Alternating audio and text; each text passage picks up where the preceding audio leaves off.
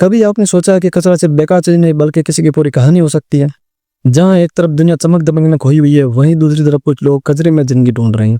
लेकिन जब उस कचरे में से कोई लड़का उड़ता है और दुनिया से बदला लेने की कसम खाता है, तब शुरू होती है एक ऐसी कहानी जो सिर्फ दिल को नहीं आत्मा तक को झकझोर देगी। तो स्वागत है आपका टून टॉक्स पर, जहाँ आज हम लेकर आए हैं गाचे कुत्ता एपिसोड 1 की दिल तोड़ देने वाली शुरुआत। तो स्टोर की शुरुआत होती है एक ऐसे शहर से जो दूर से देखने में बिल्कुल परफेक्ट लगता है। साफ सुथरे कपड़े, चमचमाते सड़कें, मुस्कुराते हुए चेहरे, ऐसा लगता है जैसे यहाँ गंदगी नाम की कोई चीज ही नहीं है। और फिर इस शहर की एक छोटी सी बच्ची को दिखाया जाता है। उसकी नई गुड्डी हल्की सी फट जाती है, लेकिन आराम से छिलकर ठीक की जा सकती थी। लेकिन अमीरों की दुनिया में चीजें मरम्मत नहीं होती, बदल दी जाती है। तो वो डोल सीधे कचरे में फेंक दी जाती है।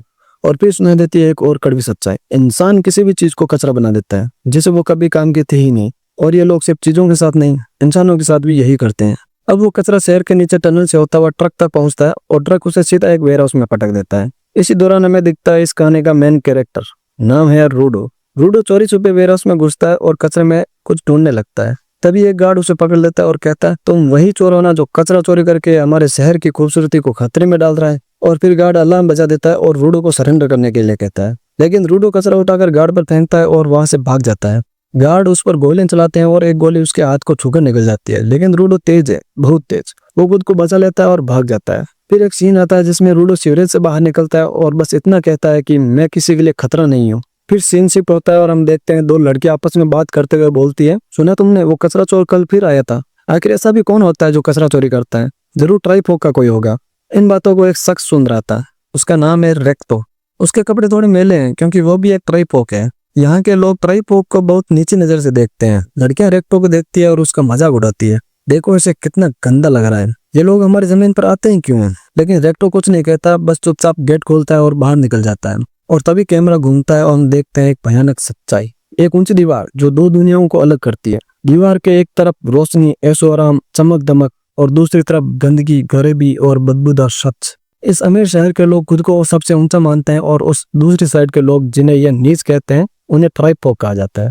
दूसरी तरफ के लोग भी डरे हुए हैं कि कहीं कचरा चोर की वजह से सिपाही उनके पीछे ना पड़ जाए। और फिर सीन शिफ्ट होता है रूडो की तरफ। वो उस फटी हुई डोल को ठीक करने में लगा हुआ है जो उसने कल रात चुराई थी। तभी एक लड़की आती है, उसका नाम है चिवा। वो रूडो को डांटते हुए कहती है, क्या तुम फिर कचरा चोरी करने गए? तुम्हें पता है कि शहर के लोग अपने कचरे को लेकर बहुत सीरियस रहते हैं। अगर उन्होंने तुम्हें पकड़ लिया तो पता नहीं क्या करेंगे। रूडो शांत है लेकिन उसकी आंखों में गुस्सा है। वो कहता है, अमीर लोग हर वो चीज फेंक देते हैं जो उन्हें बेकार लगती है, भले ही वो एकदम सही ही क्यों ना हो। मुझे बहुत बुरा लगता है, लेकिन मैं इस काम से कुछ पैसे भी कमा लेता हूँ। तो दोस्तों, असल में रूडो उन चुरी हुई चीजों को ठीक करता है और उन्हें बेच देता है ताकि उसका खर्चा पानी निकल सके। तभी वहाँ तीन लड़के आ जाते हैं और वो रूडो का मजाक उड़ाते हुए कहते हैं, देखो इसमें से कितनी बदबू आ रही है, चिवा तुम्हें इसके साथ नहीं घूमना चाहिए, ये हमेशा गंदे ग्लव्स पहने रहता है, अगर इसने तुम्हें टच कर दिया तो तुम बीमार हो जाओगे। लेकिन चिवा बिल्कुल भी डरी हुई नहीं थी। वो साफ साफ कहती है, मुझे रूडो से कोई प्रॉब्लम नहीं है, हम सब इसी झोपड़पट्टी में रहते हैं तो हम सब बराबर हैं। तभी एक लड़का कहता है, बिल्कुल नहीं, इसके साथ रहना मतलब मुसीबत को बुलावा देना। आखिरकार ये एक पागल खूनी का ही बेटा है।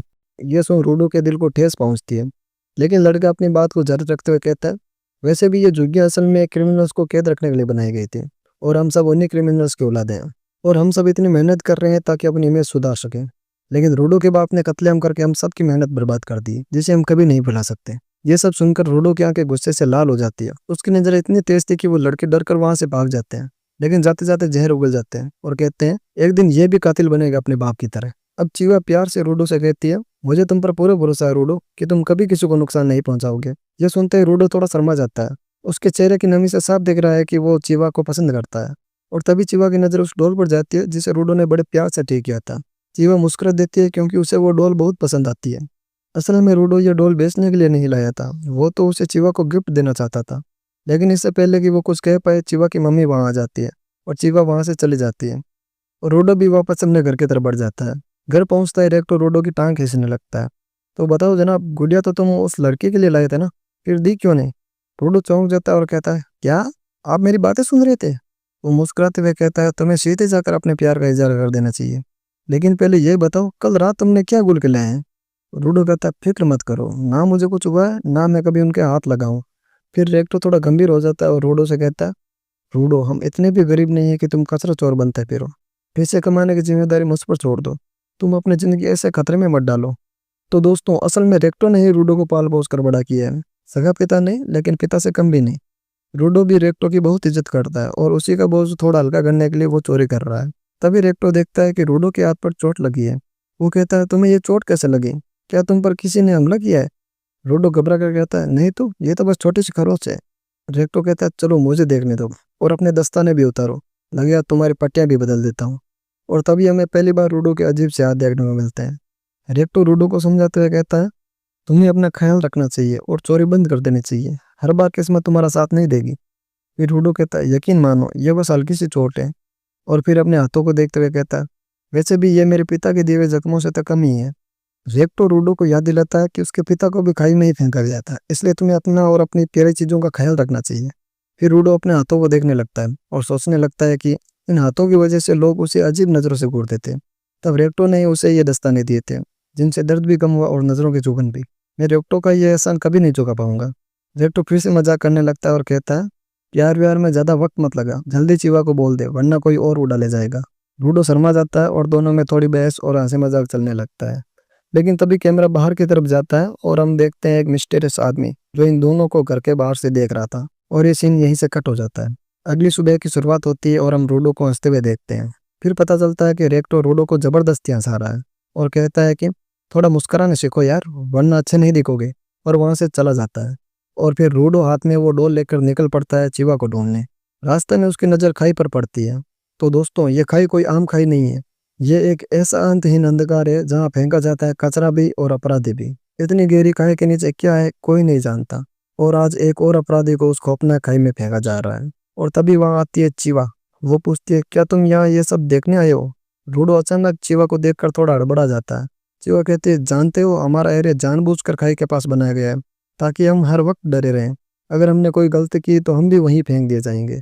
फिर वो रूडो को देखकर एकदम सीरियस हो जाती है और कहती है, मैं नहीं चाहती कि तुम्हें कभी खाई में डाला जाए। अगर तुम्हें कचरा चोरी करते हुए पकड़ लिया गया तो यकीन मानो वो तुम्हें नहीं छोड़ेंगे।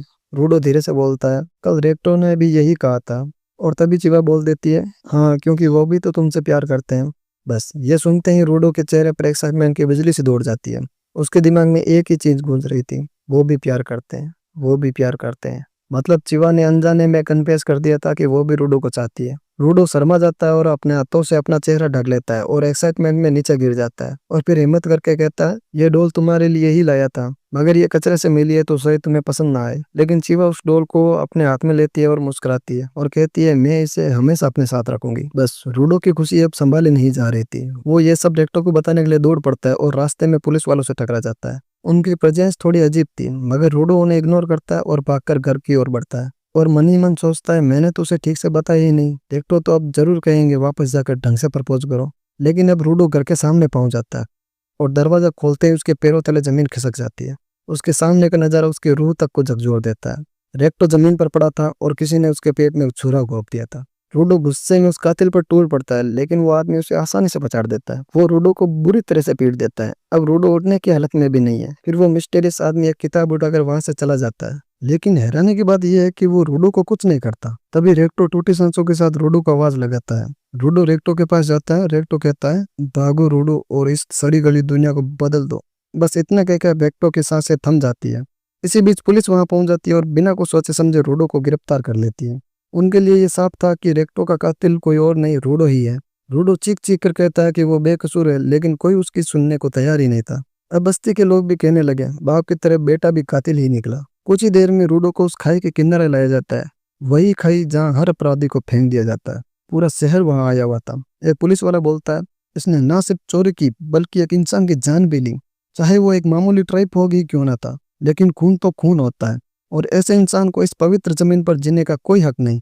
और इतना सुनते ही भीड़ चिल्लाने लगती है, इस कचरे को खाई में फेंक दो, इस कचरे को खाई में फेंक दो। रूडो समझ नहीं पाता कि उसके साथ ये सब अचानक कैसे हो गया। रूडो अपनी नजरें दौड़ाता है और भीड़ में चीवा को देखता है और उसे चिल्ला कर कहता है, चीवा, मैंने रेक्टो को नहीं मारा, तुम्हें उसके असली कातिल को ढूंढना होगा। लेकिन चीवा उसकी एक नहीं सुनती। वो कहती है, मैंने तुम पर भरोसा किया था, लेकिन तुम सच में कातिल निकले। और इतना कहकर वो डोल जिसे रूडो ने प्यार से दिया था उसे जमीन पर फेंक कर चली जाती है। और ये देखकर रूडो अंदर से पूरी तरह टूट जाता है। लोग नारे लगाने लगते हैं, फेंक दो इस कचरे को, फेंक दो इस कचरे को। और तभी रूडो चीख पड़ता है, असली कचरा तो तुम लोग हो, जिनके पास आंखें हैं पर कुछ देखते नहीं, जिनके पास कान है लेकिन कुछ सुनते नहीं। तभी उसकी नजरें भीड़ में उसी शख्स पर पड़ती है जिसने रेक्टो को मारा था। इससे पहले कि रूडो कुछ बोल पाता, रूडो को खाई में धकेल दिया जाता है। गिरते हुए उसकी आवाज गूंजती है, मैं तुम सबको नर्क भेजूंगा, मैं तुम सबको मार डालूंगा। धीरे धीरे गिरते गिरते रूडो बेहोश हो जाता है और जब होश आता है तो खुद को कचरे के ढेर पर पड़ा पाता है। उसके चारों तरफ गंदगी है, वो कचरा जो सदियों से इस खाई में फेंका जाता रहा है। और तभी उसके पीछे एक डरावना विशाल राक्षस खड़ा दिखता है जो पूरा का पूरा कचरे से बना हुआ है। उसे देख रूडो बोलता है, ये जगह तो वाकई में नर्क है। तो देखा आपने कैसे एक मासूम लड़के को इस गंदी दुनिया ने कचरा समझकर खाई में फेंक दिया, लेकिन शायद वो भूल गए कि कुछ चीजें टूटने के बाद और भी खतरनाक बन जाती है। अब रूडो का बदला शुरू होगा और ये कहानी सिर्फ दर्द नहीं तबाही लिखेगी। अगर आपको ये एपिसोड पसंद आया हो तो वीडियो को लाइक करो और कमेंट में बताओ कि आपको सबसे इमोशनल सीन कौन सा लगा। और हाँ, टून टॉक्स को सब्सक्राइब करना मत भूलना, क्योंकि अगला एपिसोड और भी ज्यादा डार्क, डीप और धुआंधार होने वाला है।